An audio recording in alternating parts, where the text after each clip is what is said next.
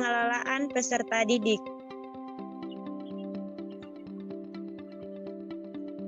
Topik yang akan dibahas ialah yang pertama pengertian pengelolaan peserta didik, yang kedua landasan dalam pengelolaan peserta didik, yang ketiga ruang lingkup pengelolaan peserta didik, yang keempat rekrutmen peserta didik dalam pengelolaan siswa baru, yang kelima pembinaan peserta didik dalam pengelolaan peserta didik, yang keenam layanan khusus yang diterapkan dalam pengelolaan peserta didik, yang kedelapan bagaimana peran guru dalam pelayanan peserta didik, yang berikutnya tata usaha sekolah dalam menunjang pelaksanaan kegiatan di sekolah, yang terakhir proses pencatatan prestasi belajar pada peserta didik. Yang pertama, pengertian pengelolaan peserta didik. Pengelolaan peserta didik adalah kegiatan pengaturan peserta didik mulai dari masuk sampai lulus sekolah, baik di luar maupun di dalam kelas, untuk mengantarkan peserta didik menjadi lebih baik. Yang kedua, landasan dalam pengelolaan peserta didik. Landasan dalam pengelolaan peserta didik antara lain, yang pertama, pertumbuhan Undang-Undang Dasar 1945 alinea keempat yang mengamanatkan untuk mencerdaskan kehidupan bangsa. Kedua, batang tubuh Undang-Undang Dasar 1945 pasal 31 ayat 1 sampai ayat yang kelima. Yang ketiga, Undang-Undang Nomor 20 Tahun 2003 tentang Sistem Pendidikan Nasional. Tiga, ruang lingkup pengelolaan peserta didik. Ruang lingkup pengelolaan peserta didik yang pertama, perencanaan peserta didik termasuk dalamnya ukuran kelas, keadaan peserta didik, dan penggunaan kelas secara efektif. Implementasinya dalam pengaturan ruang kelas diusahakan harus memenuhi persyaratan sebagai berikut. Yang pertama, ukuran ruangan kelas 8 meter x 7 meter dapat memberikan kebebasan gerak, berkomunikasi, pandangan, dan pendengaran. Yang ketiga, cukup cahaya dan sirkulasi. Yang keempat, pengaturan perabot agar memungkinkan guru dan siswa dapat bergerak secara leluasa. Lingkup pengelolaan peserta didik yang berikutnya yaitu orientasi peserta didik yang baru, dan yang ketiga mengatur ketidakhadiran peserta didik di sekolah. 4. Mengatur pengelompokan peserta didik berdasarkan fungsi persamaan maupun fungsi perbedaan. Dalam kegiatan pembelajaran siswa dikelompokkan menjadi 3 kelompok, yaitu yang pertama pembelajaran klasikal yang digunakan apabila materi pembelajaran tidak bersifat fakta atau formatif, terutama ditunjukkan untuk memberikan informasi atau sebagai pengantar dalam proses pembelajaran, sehingga cenderung metode ceramah dan tanya jawab akan banyak digunakan.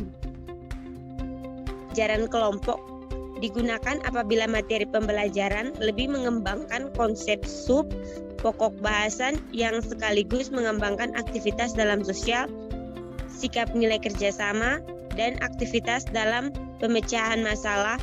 Melalui kelompok belajar siswa, kegiatan guru akan lebih banyak mengawasi dan memantau kelompok belajar, sehingga siswa dalam berkelompok harus berpartisipasi.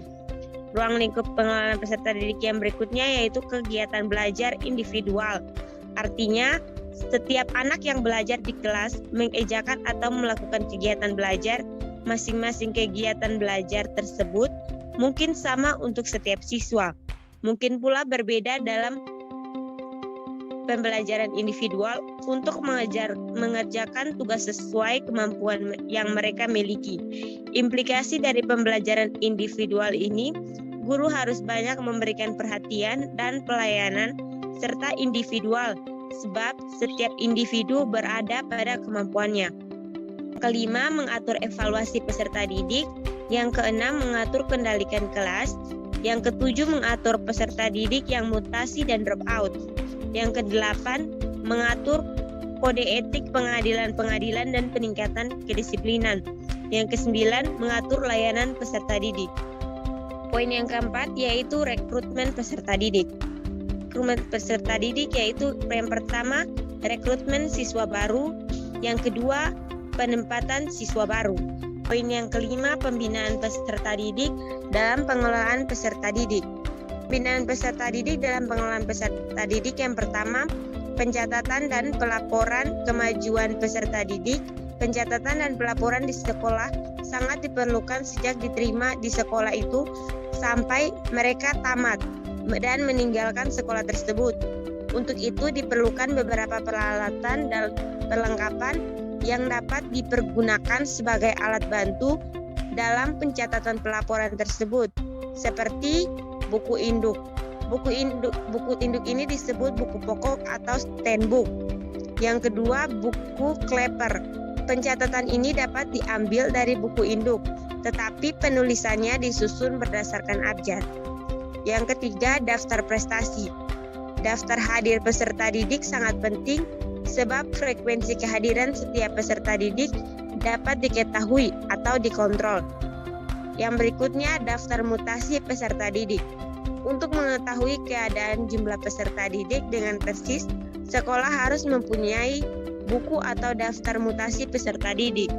Yang kedua, organisasi peserta didik intrasekolah atau OSIS. OSIS merupakan wadah untuk menampung dan menyalurkan serta mengembangkan kreativitas peserta didik, baik melalui kegiatan kurikuler maupun ekstrakurikuler. Yang berikutnya akan dijelaskan oleh teman saya Yohana. Kepada saudari Yohana dipersilahkan. Ya, poin ke-6 yaitu layanan-layanan khusus yang diterapkan dalam pengolahan peserta didik.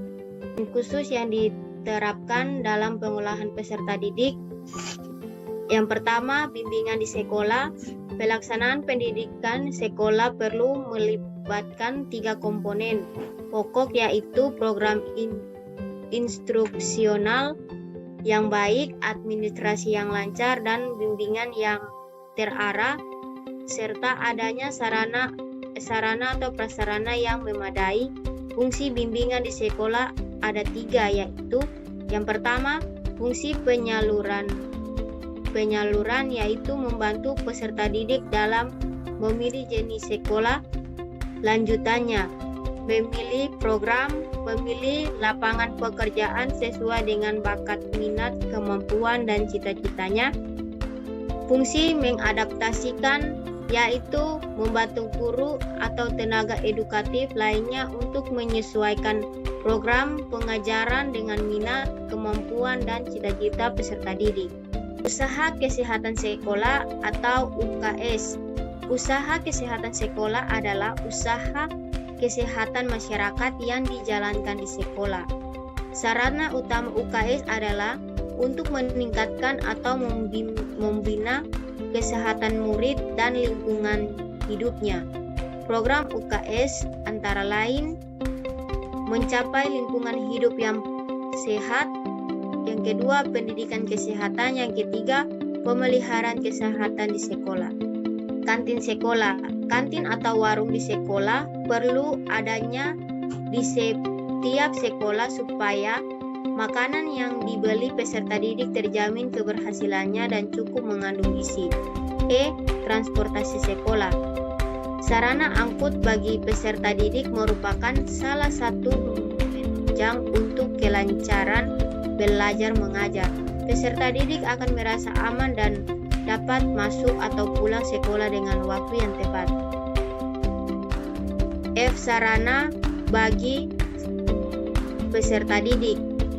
Bagi peserta didik, khususnya jenjang pendidikan menengah dan pendidikan terutama, bagi mereka yang jauh orang tuanya diperlukan adanya asrama. Ketujuh, bagaimana peran guru dalam pelayanan peserta didik?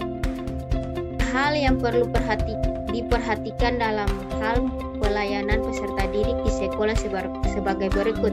Yang pertama, kehadiran peserta didik dan masalah-masalahnya.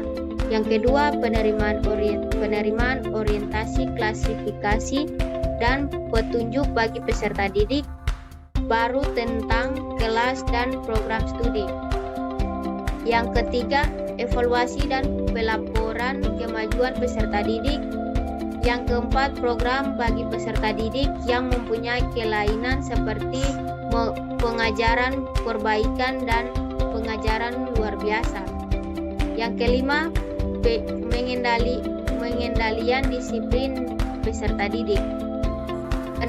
Program bimbingan penyuluhan. Yang ketujuh, program kesehatan dan pengamanan. Yang ke-8, penyesuaian pribadi dan emosional peserta didik. Dan yang ke-8, tata usaha sekolah dalam menunjang pelaksanaan kegiatan sekolah. Tata usaha sekolah dalam menunjang pelaksanaan kegiatan di sekolah, guru juga memerlukan keterangan tentang siswa untuk menilai kegiatan pengolahan, pembelajaran, serta keseluruhan. Dengan informasi ini, guru bisa merancang kegiatannya dan melaporkan hasilnya kepada kepala sekolah, orang tua siswa maupun rekan seprofesi. Kedua, adanya beberapa fungsi tata usaha sekolah yang menunjang kegiatan sekolah, yaitu pelayanan kepada pimpinan sekolah.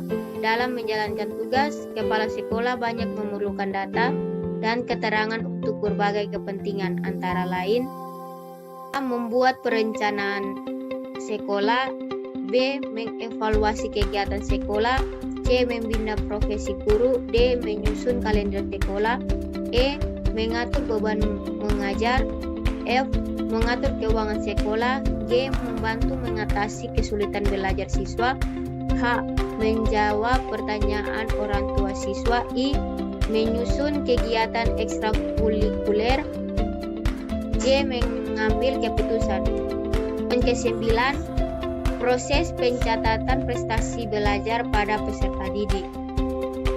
Yang pertama, buku daftar nilai, B. buku legier atau buku kumpulan nilai, C. buku rapor.